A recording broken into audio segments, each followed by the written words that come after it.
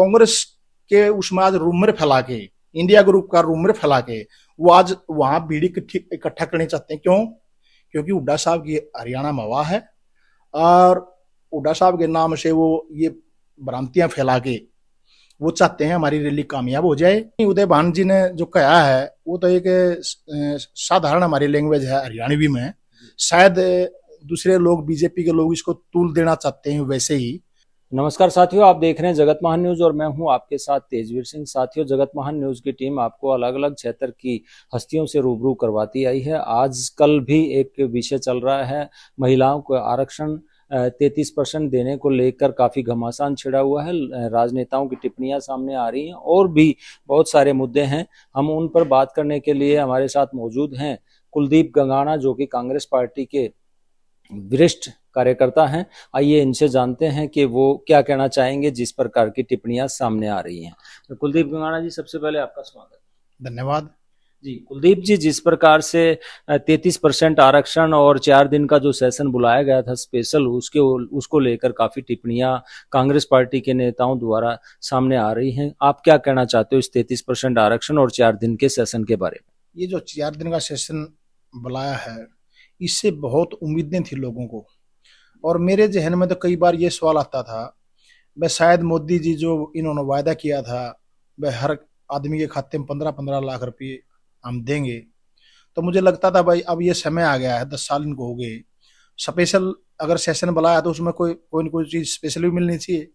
तो मुझे लगता था ये लोगों के खाते में 15-15 लाख रुपए भेजेंगे, 2 करोड़ 2 करोड़ लोगों को एक साल में जो रोजगार देना था उसके रोजगार का कोई व्यवस्था देश के लिए करेंगे, या देश को संबोधित करके उसमें स्पष्ट करेंगे भाई हम 2 करोड़ रोजगार क्यों नहीं दे पाए।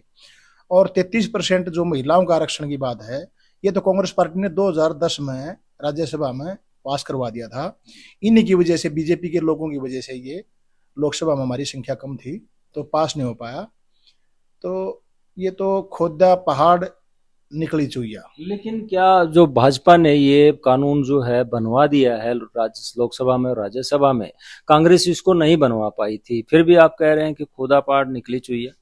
देखो, मैंने कहा भाई 2010 में राज्यसभा में हमारी मेजोरिटी थी, पास करवा दिया था, हमारी संख्या बल कम थी, तो बीजेपी की वजह से आज कांग्रेस ने महिलाओं को सम्मान देते हुए एक आवाज से कांग्रेस ने विरोधी विपक्ष होते हुए एक आवाज में ये कहा भाई महिलाओं को समर्थन दिया, लेकिन फिर भी सवाल खड़े कर रहे हैं। सवाल तो खड़े करना लाजमी है। कांग्रेस पार्टी की डिमांड ये है भाई इसको आज से लागू क्यों नहीं करते आप? 2024 में आप चुनाव है ऊपर, तो 24 से लागू कर दो, उसमें दिक्कत कहाँ है? आप पिछली जो जनगणना है उसके आधार पे इस तरीके से लागू करना क्या उचित रहेगा? क्यों नहीं कर देना चाहिए? महिलाओं को भी बराबर का अधिकार है, बराबर का अधिकार है। बल्कि महिलाएं जो हैं अगर वो आगे जाएंगी तो समाज में जो महिलाओं के प्रति जो जिस नज़र से देखा जाता है, अगर महिलाएं आगे निकलेंगी तो लोगों की नज़र भी महिलाओं के प्रति ठीक होगी, और वो उनकी जो महिलाओं की जो मूल समस्याएं हैं वो महिलाएं ही ज़्यादा कर सकती हैं। जो जैसे मणिपुर में हुआ है, एक महिलाओं को नंगा नचाया गया, जड़ाया गया, अगर निर्वाचित महिलाएं होती तो सेशन को चलने नहीं देती। लेकिन क्या कारण है कि कोई भी अच्छा काम होता है उसके बावजूद भी कांग्रेस के पार्टी के जो नेता है वो टिप्पणियां करते हैं? और आजकल तो एक टिप्पणी और बड़े उभर के सामने आ रही है उदय भान जी की। उन्होंने मनोहर लाल के ऊपर और प्रदेश के प्रधानमंत्री के ऊपर ही ऐसी अशोभनीय टिप्पणी कर दी कि बवाल मचा हुआ है। आप क्या कहना चाहेंगे? नहीं, पहले तो मैं आपसे ही सवाल करूंगा भाई, अच्छे जो ये कार्य करते हैं इनमें कांग्रेस टिप्पणी क्या करती है? अच्छा काम इन्होंने किया क्या है? 2 करोड़ रोजगार बच्चों को दिए हों, 15-15 लाख खाते में दिए हों, अभी ये 10 साल के अंदर ये जो महिला बिल लेके आए हैं इसमें ओबीसी को भी शामिल नहीं किया गया, जबकि कांग्रेस ने तो 2000, आज राहुल जी का बयान है 2010 में ओबीसी को हमने इसमें आरक्षण में शामिल कर लेना चाहिए था, और मैं इस बात की माफी मांगता हूँ। वो तो विपक्ष होने के नाते, इतनी बड़ी पार्टी के नेता होने के नाते आज स्वीकार करते हैं इस बात को, और बीजेपी के पास आज अवसर है और बैकवर्ड ओबीसी का वोट बीजेपी के साथ है, उसके बावजूद भी कोई ओबीसी का कोई वो नहीं। तो मेरा आपसे ये है भाई, आपने कहा वो ठीक काम बीजेपी करती है तो भी टिप्पणी करते हैं, इनका ठीक काम है कौन सा? आप ये बताओ, इनका ठीक काम ये है। जी। और अभी आप 33% जो आरक्षण की बात थी महिलाओं की, वो आप लोग लेके आए थे, जो कि अब बीजेपी ने पास करवा दिया, इसलिए मैं उसको अच्छा काम बता रहा हूँ, क्योंकि उसको आप अच्छा काम बताते आए। नहीं, कांग्रेस ने उसका अच्छा काम मान के उसका समर्थन कर दिया, लेकिन कांग्रेस की उसके साथ साथ डिमांड ये भी है इसका 2024 से लागू कराया जाए तो अच्छा होगा। और जैसे उदय भानजी वाले के बारे में आपने बात कही, उदय भानजी ने यही बोला है वह ऊपर पंडवा राज कर रहा है, नीचे रंडवा राज कर रहा है। तो इसमें तो हमारे देसी कहावत है हरियाणा में, ये जो आदमी रांडा रह जाता है उसको रंडवा कह देते हैं, जो लेडीज को छोड़ देते हैं उसको पंडवा कह देते हैं। और प्रदेश और देश का दुर्भाग्य है, जो आदमी आचार्य चाणक्य जी ने तो कहा है, जो गृहस्थ नहीं है, जो गृहस्थी आदमी नहीं है, वो राज करने के काबिल नहीं होता। क्यों नहीं होता? क्योंकि उसके अंदर इतना रूखापन होता है। जो बच्चे हमारे हमारे बच्चे हैं, माता पिता उनके साथ जो जुड़े हुए होते हैं, उनके प्रति जो प्यार और सहानुभूति बच्चों के प्रति होती है, और रंडवा आदमी का थोड़ा रूखा व्यवहार होता है, इसलिए उन्होंने, मुझे लगता है। तो आप क्या टिप्पणी करना चाह रहे हो, जो हमारे देश के ब्रह्मचारी हैं, संत हैं, वो शादी नहीं करते हैं लेकिन वो समाज की सेवा में लगे रहते हैं, तो क्या वो सब गलत है? ये बिल्कुल आपकी बात ठीक है। जो साधु संत लोग हैं उनका काम राजनीति का नहीं है। जो देश को संभालने वाले लोग हैं, ये देखो देश का दुर्भाग्य है, 3 बार मुख्यमंत्री गुजरात के मोदी जी रहे, उन्होंने कभी भी अपनी मिसेज का नाम अनाउंस नहीं किया। जब इलेक्शन कमीशन का डंडा आ गया, जब देश के वो प्रधानमंत्री बने, उसके बाद उन्होंने ये बताया भाई मैं शादीशुदा हूँ। उससे पहले तो उसका ये भी ज्ञान नहीं था। साधु संत जो लोग हैं, वो जो तपस्वी लोग हैं, वो ठीक है, उनका ब्रह्मचर्य के लिए उनकी लाइन में वो चीज है, लेकिन वो राजनीतिक लोगों का, संत लोगों का तो अलग अलग विषय है।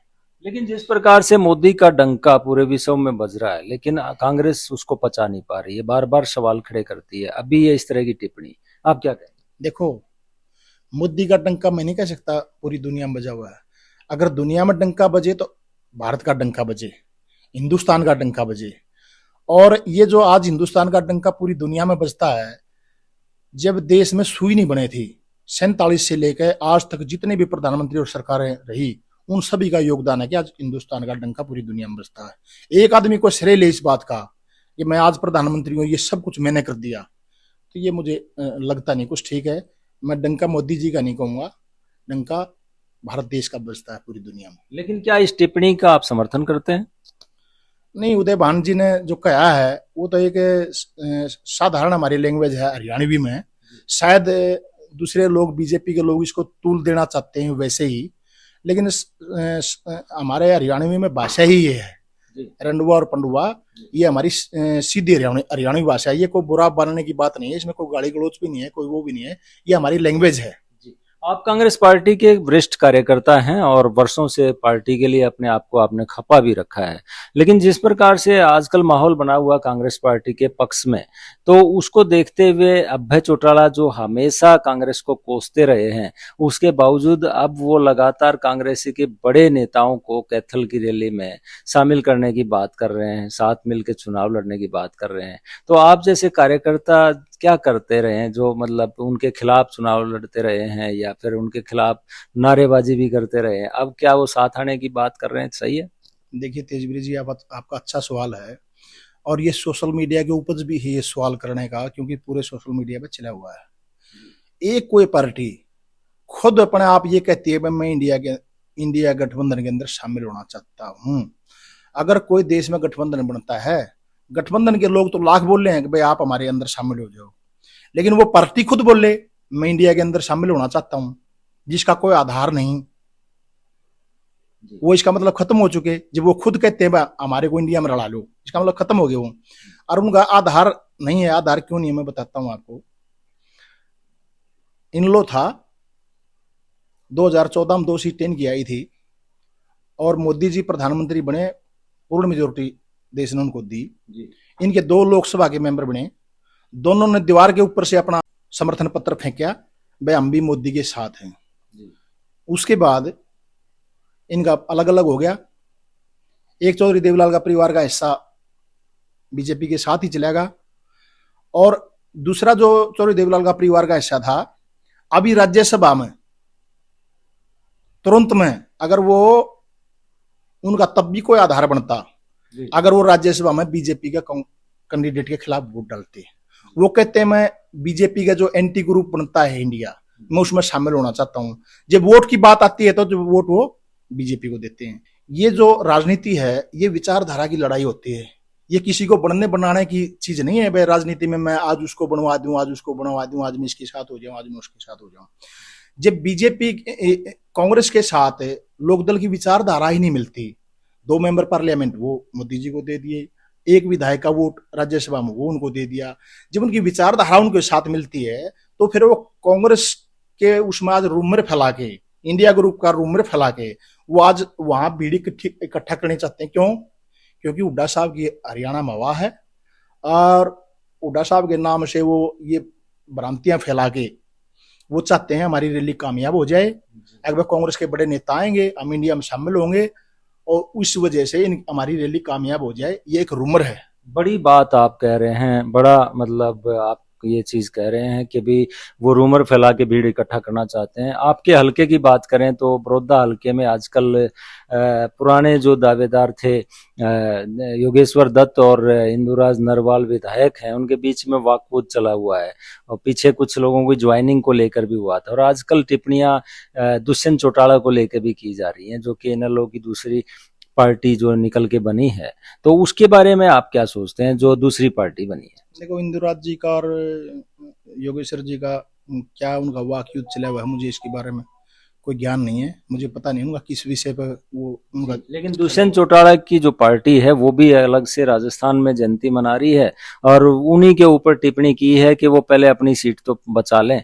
तो आप क्या सोचते हैं दुष्यंत चौटाला की पार्टी के बारे में और उचाना से सीट के बारे में? देखो जी, चौधरी देवीलाल जैसे मैंने कहा बहुत बड़े आदमी थे और चौधरी देवीलाल को इन लोगों ने 2 फाड़ कर दिया, उनको चीर दिया और चीरे भी यहीं गुवाना के अंदर ही था। इन्होंने तो लोगों का भी ये ध्यान नहीं किया। भाई आपकी तरफ पूरे स्टेट के लोग देख रहे हैं, हर गांव और विधानसभा में आपका संगठन है, वो लोग कहाँ जाएंगे जब आप चौधरी देवीलाल की आत्मा को चीर दोगे? तो मेरे हिसाब से लोकदल और जजपा दोनों खत्म हो चुके हैं, क्योंकि चौधरी देवीलाल की भावना और आत्मा को इन्होंने ठेस पहुंचाई है। तो मुझे नहीं लगता ये दोनों परिवारों में से कोई अब पड़ेगा। तो 2024 में विधानसभा चुनाव को लेकर आपकी क्या सोच है? जिस तरह का माहौल बना हुआ है उसके बीच में एसआरके करके एक गठबंधन संगठन कह लीजिए, अलग से 3 लोगों की तिकड़ी है, वो कई बार अलग सुर में बोलती नजर भी आती है। तो क्या वो डेंट करेगी और 24 में क्या कांग्रेस लगता है कि जीत दर्ज कर पाएगी? देखिए जी, एक सीधा संदेश है और चौधरी हुड्डा साहब भी, भूपेंद्र सिंह हुड्डा जी भी कहते हैं कि भाई किसी पार्टी से हमारे को गठबंधन जैसे करने की जरूरत नहीं है। एक समझौता यहाँ हो चुका है चौधरी भूपेंद्र सिंह हुड्डा और हरियाणा की जनता के बीच में, एक गठबंधन हो चुका है। लोग यहाँ इंतजार कर रहे हैं कब चुनाव आए और कब हम भूपेंद्र सिंह हुड्डा के नाम से हरियाणा के मतदाता वोट डालें जी। चौधरी भूपेंद्र सिंह हुड्डा बहुत मजबूत नेता है। वो 10 साल उन्होंने जो काम किए और जो उनका परिवार का बैकग्राउंड है, चौधरी मातूराम हों, चौधरी रणबीर सिंह हुड्डा हों, तो ये लोग जो हैं इनको आप नरे तौर पर पॉलिटिकल लोग मत समझो जी। ये स्वतंत्रता हमारे को जो आज़ादी मिली उसकी लड़ाई में उस परिवार का बहुत अहम योगदान है। और जिस परिवार ने आज़ादी की लड़ाई में जिस परिवार का अहम योगदान हो तो उसको समाज में, स्टेट में, देश में कोई घाटा होता है तो उनको बड़ी तकलीफ होती है। हुड्डा साहब स्पष्ट तौर से ये कहते हैं, भाई मेरी मुख्यमंत्री की लड़ाई में नहीं कहता मेरी है, मेरा स्टेट बर्बाद होने लग रहा है, मेरा स्टेट मेरा धर्म बनता है, मैं अपने स्टेट को संभालूं और आवाज उठाऊं। और लोग इस बात को समझ भी गए। भाई हुड्डा साहब के नेतृत्व में ये स्टेट जैसे 2014 में आगे पूरे जी 2024 में मतलब पूरे बहुमत से सरकार बनाए या कुछ ऐसा सोचते हैं? 2014 में जो प्रति व्यक्ति आय और निवेश में 1 नंबर पे हो गया था और हर चीज में अग्रणी हो गया था 1 नंबर पे। तो एक टीस है, हमारे कार्यकर्ता हूं अंदर भी टीस है, मैं कई जगह कहता हूं अगर बीजेपी काम नहीं करती तो हम काम चला लेते।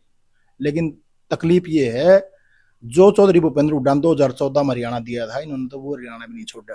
वो हरियाणा भी नहीं छोड़ा, लेकिन अगर कुलदीप कंगाना की बात करें तो 20 साल से पार्टी के लिए अपने आप को खपा रखा है। तो 2024 के विधानसभा चुनाव में हम क्या भूमिका में देखेंगे आपको? चौधरी भूपेंद्र हुड्डा जो हमारी जिम्मेवारी लगाएंगे। अब मैं चौधरी भूपेंद्र हुड्डा का सिपाही हूँ, मेरी विचारधारा कांग्रेस के साथ मिलती है और भूपेंद्र हुड्डा का सिपाही हूँ। वो जैसा मुझे आदेश करेंगे उनके आदेश की पालना होगी।